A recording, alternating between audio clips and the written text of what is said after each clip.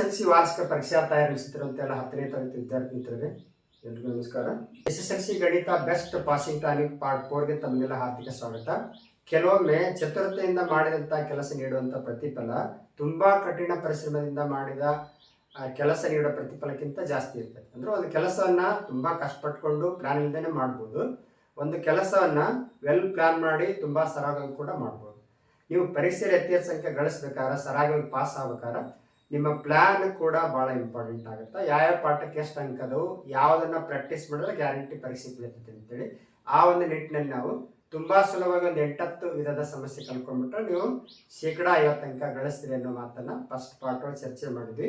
ಇವತ್ತು ನಾವು ಈ ಒಂದು ತರಗತಿಯಲ್ಲಿ 2 ಅಂಕಗಳಿಗೆ ಪ್ರಿಪೇರ್ ಆಗ್ತಾ ಇದ್ವಿ. 2 ಅಂಕ ತಪ್ಪಿದ್ರೆ 3 ಅಂಕಕ್ಕೆ ಕೇಳ್ತಾರೆ ಈ ಪ್ರಶ್ನೆನ. ನಿರ್ದೇಶ ಯಾವುದೇ 2 ಬಿಂದುವಿನ ನಿರ್ದೇಶಾಂಕ ಕೊಟ್ಟು ಈ 2 ಬಿಂದುಗಳನ್ನ ಜೋಡಿಸುವ ರೇಖಾಖಂಡದ ದೂರ ಸೂತ್ರ ಉಪಯೋಗಿಸಿ ಕಂಡುಹಿಡಿಯ, ಅದೊಂದು ಸಮಸ್ಯೆ. ನೆಕ್ಸ್ಟ್ ಯಾವ ಪ್ರಮಾಣ ಸೂತ್ರ ಬಳಸಿ ಆ ಭಾಗ ಪ್ರಮಾಣವನ್ನು ಕಂಡುಹಿಡಿಯಿರಿ. ಈ 2 ವಿಧದ ಸಮಸ್ಯೆ ಕಲ್ಕೊಂಡ್ಬಿಟ್ರೆ ಗ್ಯಾರಂಟಿ 2 ಅಂಕ ಸಿಗ್ತಾವೆ.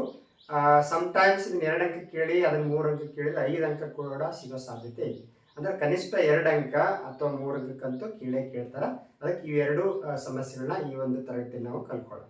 5-6 ನಿರ್ದೇಶಾಂಕ ಹೊಂದಿರುವ ಒಂದು ಬಿಂದು ಮತ್ತು 1-3 ನಿರ್ದೇಶಾಂಕ ಹೊಂದಿರುವ ಈ ಬಿಂದುಗಳ ನಡುವಿನ ದೂರವನ್ನು ದೂರ ಸೂತ್ರ ಉಪಯೋಗಿಸಿ ಕಂಡುಹಿಡಿಯಿರಿ. ಈ ವರ್ಷ ಬಿಟ್ಟಂತ ಮಾದರಿ ಪ್ರಶ್ನೆ ಪತ್ರಿಕೆ 2ರಲ್ಲಿ ಕೇಳಿದಂತ ಪ್ರಶ್ನೆ ನೋಡಿ. ಫಸ್ಟ್ ಈ 2 ಬಿಂದು ನಿರ್ದೇಶಾಂಕ ಕೊಟ್ಟಾಗ ಏನ್ ಮಾಡಕ್ ನಾವು ಇದು ಎ ಬಿಂದು, ಇದು ಬಿ ಬಿಂದು ಅಂತ ಹೇಳಿ ತಗೊಳ್ಳೋಣ. ಎ ಬಿಂದು ನಿರ್ದೇಶಾಂಕ 5-6, ಬಿ ಬಿಂದು ನಿರ್ದೇಶಾಂಕ 1-3. ಫಸ್ಟ್ ಕೆಲಸ ಏನ್ ಮಾಡ್ಬೇಕಂದ್ರ ಎ ಬಿಂದು ನಿರ್ದೇಶಾಂಕಗಳನ್ನ x1 y1 ಅಂತ ತಗೊಳ್ಳೋಣ. ಇದನ್ನ x1 y1, ಬಿ ಬಿಂದು ನಿರ್ದೇಶಾಂಕಗಳನ್ನ x2 y2 ಅಂತ ತಗೊಳ್ಳೋಣ. ಈಗ ಯಾವುದೇ 2 ಬಿಂದುಗಳ ನಡುವಿನ ದೂರ ಕಂಡುಹಿಡಿಯುವ ಸೂತ್ರ b is equal to square root of x2 minus x1 whole square plus y2 minus y1 whole square. Correct ಸೂತ್ರ ಬರೀಬೇಕು. ಮೊದಲ ಈ ಸೂತ್ರದಲ್ಲಿ ಬೆಲೆ ತುಂಬ್ತಾ ಹೋಗೋದು. x2 ಅಂದ್ರೆ 1 minus x1 5 square plus y2 ಅಂದ್ರೆ 3 ಮೈನಸ್ y1 6 ಹೋಲ್ ಸ್ಕ್ವೇರ್. ಸುಲಭೀಕರಿಸ್ತಾ ಹೋಗೋಣ. D is equal to 1 minus 5 ಅಂದ್ರೆ 5ರ 1 ಕಳೆದ್ರೆ -4 ಬರ್ತೈತಿ. -4 ಹೋಲ್ ಸ್ಕ್ವೇರ್ ಪ್ಲಸ್ 6 3 ಕಳೆದ್ರೆ -3 ಬರ್ತೈತಿ. -3 ಹೋಲ್ ಸ್ಕ್ವೇರ್. ಸುಲಭೀಕರಿಸ್ತಾ ಹೋಗೋಣ. ಇದು -4 ಹೋಲ್ ಸ್ಕ್ವೇರ್ ಅಂದ್ರೆ -4 ಅಲ್ಲಿ 2 ಸಲ ಇಟ್ಟು ಗುಣಿಸಿದ್ರೆ -8 - +4 16 ಆಗ್ತೈತಿ. 16 ಪ್ಲಸ್ -3 ಅನ್ನು 2 ಸಲ ಇಟ್ಟು ಗುಣಿಸಿದ್ರೆ +9 ಆಗ್ತೈತಿ. b is equal to square root of 16 9 25. square root of 25 ಅಂದ್ರೆ 25 ವರ್ಗಮೂಲ ಎಷ್ಟು ಅಂದಂಗ d is equal to ±5. ಇಲ್ಲಿ ದೂರ ಯಾವಾಗಲೂ ಪಾಸಿಟಿವ್ ಒಳಗಿರ್ತೈತಿ, ಅದಕ್ಕಾಗಿ +5 5 ಮಾನಗಳು. ಎಷ್ಟು ಸುಲಭವಾಗಿ ನಾವು ಈ ಸಮಸ್ಯೆಯನ್ನು ಬಿಡಿಸಿದ್ವಿ. ಇಷ್ಟು ಮಾಡಿದ್ರೆ ನಿಮಗೆ ಕರೆಕ್ಟಾಗಿ 2 ಅಂಕ ಸಿಗ್ತವೆ. ಬಹುತೇಕ ಈ ಸಾರಿ ಕೊಡೋ ಸಾಧ್ಯತೆ ಐತಿ. ಇದನ್ನು ಕೊಡದೇ ಇದ್ರೆ ಭಾಗ ಪ್ರಮಾಣ ಸೂತ್ರ ಅಂತೂ ಗ್ಯಾರಂಟಿ ಕೊಡ್ತಾರೆ. ಇವೆರಡು ಪರ್ಫೆಕ್ಟ್ ಮಾಡಿದ್ರೆ 2 ಅಂಕ ಗ್ಯಾರಂಟಿ. ದೂರ ಕಂಡುಹಿಡಿಯೋ ಸೂತ್ರ ಉಪಯೋಗಿಸಿ ದೂರನ್ನ ಕಂಡುಹಿಡಿದ್ವಿ. ಇದೇ ತರ ನೀವು ಈ 4 ಪ್ರಾಬ್ಲಮ್ ಅನ್ನ ವರ್ಕೌಟ್ ಮಾಡಿ. 2, 3 ಮತ್ತು 6 ನಿರ್ದೇಶಾಂಕ ಹೊಂದಿರುವ ಈ ಬಿಂದುಗಳ ನಡುವಿನ ದೂರವನ್ನ ದೂರ ಸೂತ್ರ ಉಪಯೋಗಿಸಿ ಕಂಡುಹಿಡಿ. ಇದೇ ತರ ಸಮಸ್ಯೆ ಅಷ್ಟಕ್ಕೂ ಬರ್ಕೋದು.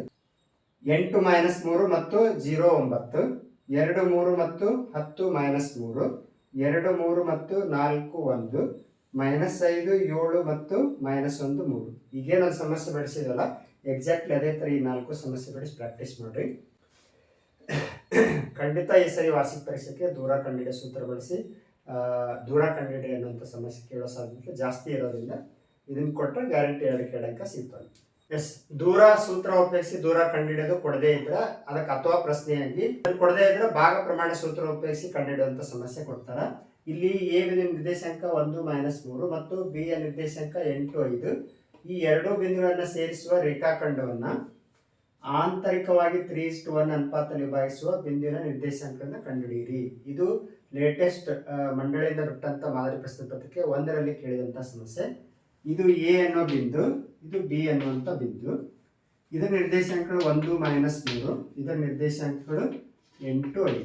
2 ಬಿಂದು ಸೇರಿಸಿದ್ರೆ ಒಂದು ರೇಖಾಖಂಡ ಆಯ್ತು. ಇದರ ಮೇಲೆ ನಾವು ಒಂದು ಬಿಂದು ಗುರುಸಿದ್ರ ಇದು ಪಿ ಅಂತ ತಗೊಳ್ಳೋಣ. ಇದರ ನಿರ್ದೇಶಾಂಕ ಗೊತ್ತಿಲ್ಲ ನಮಗೆ XY.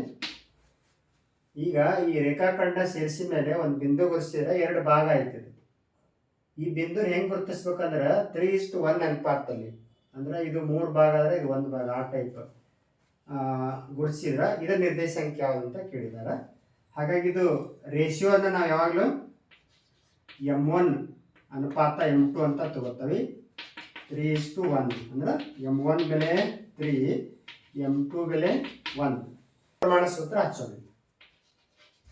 ಸೆಕ್ಷನ್ ಫಾರ್ಮುಲಾ ಅಂತ ಕರಿತೀವಿ ನಾವು, ಭಾಗ ಪ್ರಮಾಣ ಸೂತ್ರ. ಅಂದ್ರೆ ಈ ಎರಡು ಬಿಂದುವನ್ನು ಸೇರಿಸುವ ರೇಖಾಖಂಡವನ್ನ 3:1 ಅನುಪಾತದಲ್ಲಿ ವಿಭಾಗಿಸುವ ಈ ಬಿಂದು P ಇದರ ನಿರ್ದೇಶಾಂಕ ಕಂಡುಹಿಡಿತಾರೆ. P of xy is equal to M1x2 plus M2x1 upon M1 plus M2 ಸೂತ್ರ. ಇದು x ನಿರ್ದೇಶಾಂಕ. y ನಿರ್ದೇಶಾಂಕ M1y2 plus M2y1 upon M1 plus M2. ಸೂತ್ರದಲ್ಲಿ ಬೆಲೆ ತುಂಬ್ತಾ ಹೋಗೋಣ. 3 x2 ಇದನ್ನ x1 y1 ಅಂತ ತಗೊಳ್ಳೋಣ, ಇದನ್ನ x2 y2 ಅಂತ ತಗೊಳ್ಳೋಣ. ಕೊಟ್ಟಿರೋ ಎರಡು ಬಿಂದುಗಳನ್ನ x1 y1 x2 y2 ಅಂತ ತಗೊಳ್ಳೋಣ. x2 ಅಂದ್ರೆ 8, ಇವುಗಳ ಮಧ್ಯೆ ಗುಣಾಕಾರ ಚಿಹ್ನೆ ಇರ್ತೈತಿ. 8 ಪ್ಲಸ್ M2 ಅಂದ್ರೆ 1 ಇಂಟು x1 ಅಂದ್ರೆ 1 hole divide by M1 plus M2 ಅಂದ್ರೆ 3 ಪ್ಲಸ್ 1. ಇಲ್ಲಿ M1 ಅಂದ್ರೆ 3 y2 ಇಂಟು 5 ಪ್ಲಸ್ M2 ಅಂದ್ರೆ 1 y1 ಮೈನಸ್ 3 ಬ್ರಾಕೆಟ್ನ minus 3 upon M1 plus M2 3 plus 1. ಸುಲಭೀಕರಿಸೋಣ. ಇದು 8 ಮೂರಲೆ 24 ಪ್ಲಸ್ 1 ಒಂದಲೇ 1 ಅಪಾನ್ 3 ಒಂದೇ 4. ಇಲ್ಲಿ 3 15 plus into minus minus 1 ಮೂರಲೆ 3 upon 4. ಇನ್ನೊಂದು ಸ್ಟೆಪ್ ಸುಲಭೀಕರಿಸೋಣ. 24 ಒಂದು 25 ಅಪಾನ್ 4, 15 3 ಕಳೆದ್ರೆ 12 ಅಪಾನ್ 4, 4 ಒಂದೇ 4 ಮೂರಲೆ. ಲಾಸ್ಟ್ ಸ್ಟೆಪ್ 25ಕ್ಕೆ 4ರಿಂದ ಭಾಗಿಸಿದ್ರೆ ಪೂರ್ಣ ಭಾಗ ಹೋಗೋದಿಲ್ಲ, ಆ್ಯಸ್ ಇಟ್ ಈಸ್ ಬರೋಣ. ಇದು 3 ಬರುತ್ತೆ ನೋಡಿ. ಇಷ್ಟು ಮಾಡಿಬಿಟ್ಟು ನಿಮಗೆ 2ಕ್ಕೆ 2 ಅಂಕ ಸಿಗ್ತಾವೆ. ಸಮ್ಟೈಮ್ಸ್ ಇದು 3 ಅಂಕಕ್ಕೂ ಕೇಳಿದ್ದಾರೆ. ಹಂಗಾಗಿ ಇದು ನೀವು 1 ಲೆಕ್ಕ ಕಲ್ಕೊಂಡ್ಬಿಟ್ರೆ 2 ಅಂಕಕ್ಕರ ಹೆಲ್ಪ್ ಆಗುತ್ತೆ ಅಥವಾ 3 ಅಂಕಕ್ಕರ ಹೆಲ್ಪ್ ಆಗುತ್ತೆ ನೋಡಿ. ಇಷ್ಟು ಸುಲಭವಾಗಿ ನೀವು 2ಕ್ಕೆ 2 ಅಂಕ ಅಥವಾ 3ಕ್ಕೆ 3 ಅಂಕ ಗಳಿಸ್ಬೇಕು. ಭಾಗ ಪ್ರಮಾಣ ಸೂತ್ರ ಬಳಸಿ ಬಿಡಿಸೋ ಲೆಕ್ಕವನ್ನು ಕಲ್ಕೊಂಡ್ವಿ. ಈಗ ಇದೇ ಥರ ಇವು 4 ಸಮಸ್ಯೆನ ಹೋಮ್ವರ್ಕ್ ಮಾಡಿರಿ. 4 ಮೈನಸ್ 3 ಮತ್ತು 8 5 ಈ ಬಿಂದುಗಳನ್ನು ಸೇರಿಸುವ ರೇಖಾಖಂಡವನ್ನು ಆಂತರಿಕವಾಗಿ 3:1 ಅನುಪಾತದಲ್ಲಿ ವಿಭಾಗಿಸುವ ಬಿಂದು ನಿರ್ದೇಶಾಂಕ ಕಂಡುಹಿಡಿಯಿರಿ. ಇನ್ನು ಈ ಥರ ಸಮಸ್ಯೆ ಬರ್ತಾರೆ. -2 -2 5 12 ಈ ಎರಡು ಬಿಂದು ಸೇರಿಸುವ ರೇಖಾಖಂಡವನ್ನು ಆಂತರಿಕವಾಗಿ 3:4 ಅನುಪಾತದಲ್ಲಿ ವಿಭಾಗಿಸುವ ಬಿಂದು ನಿರ್ದೇಶಾಂಕ ಕಂಡುಹಿಡಿಯಿರಿ. 0 6 3 0 ಈ ಎರಡು ಬಿಂದುಗಳನ್ನು ಸೇರಿಸುವ ರೇಖಾಖಂಡವನ್ನು ಆಂತರಿಕವಾಗಿ 2:2 ಅನುಪಾತದಲ್ಲಿ ವಿಭಾಗಿಸುವ ಬಿಂದು ನಿರ್ದೇಶಾಂಕ ಕಂಡುಹಿಡಿಯಿರಿ. -1 7 4 -3 ಈ ಎರಡು ಬಿಂದು ಸೇರಿಸುವ ರೇಖಾಖಂಡವನ್ನು ಆಂತರಿಕವಾಗಿ 2:3 ಅನುಪಾತದಲ್ಲಿ ವಿಭಾಗಿಸುವ ಬಿಂದು ನಿರ್ದೇಶಾಂಕ ಕಂಡುಹಿಡಿಯಿರಿ. ಈ 4 ಸಮಸ್ಯೆ ಬಿಡಿಸಿ ಪ್ರಾಕ್ಟೀಸ್ ಮಾಡಿರಿ. ಇದು ನಿಮಗೆ 2 ಅಂಕಕ್ಕೆ ಹೆಲ್ಪ್ ಆಗಲಿಲ್ಲ 3 ಅಂಕಕ್ಕೂ ಕೊಡೋ ಸಾಧ್ಯತೆ. ತುಂಬ ಈಸಿ. ಒಂದು 2 ಅಂಕ ಕಲ್ಕೊಂಡ್ಬಿಟ್ರೆ ನಿಮಗೆ ಎಲ್ಲ ಸುಲಭ ಅನಿಸ್ತದೆ. ಈ ಒಂದು ತರಗತಿಯಲ್ಲಿ ನಾವು 2 ಅಂಕ ಅಥವಾ 3 ಅಂಕಕ್ಕೆ ಪ್ರಿಪೇರ್ ಆದ್ವಿ. ಮುಂದಿನ ತರಗತಿಯಲ್ಲಿ ನಾವು 3 ಅಂಕದ ಸಮಸ್ಯೆಗಳ ಬಗ್ಗೆ, ಗ್ಯಾರಂಟಿ ಪ್ರಶ್ನೆ ಯಾವುದು, ತುಂಬ ಸುಲಭವಾಗಿ ಬಿಡಿಸೋದು ಹೇಗೆ ಮತ್ತು ವರ್ಕೌಟ್ ಮಾಡೋಕೆ ಒಂದಿಷ್ಟು ಪ್ರಾಬ್ಲಮ್ ಬಗ್ಗೆ ಚರ್ಚೆ ಮಾಡೋಣ. ಇಷ್ಟು ಹೇಳ್ತಾ ಇವತ್ತಿನ ತರಗತಿಯನ್ನು ಮುಗಿಸ್ತಾ ಇದ್ದೀವಿ. ಧನ್ಯವಾದಗಳು.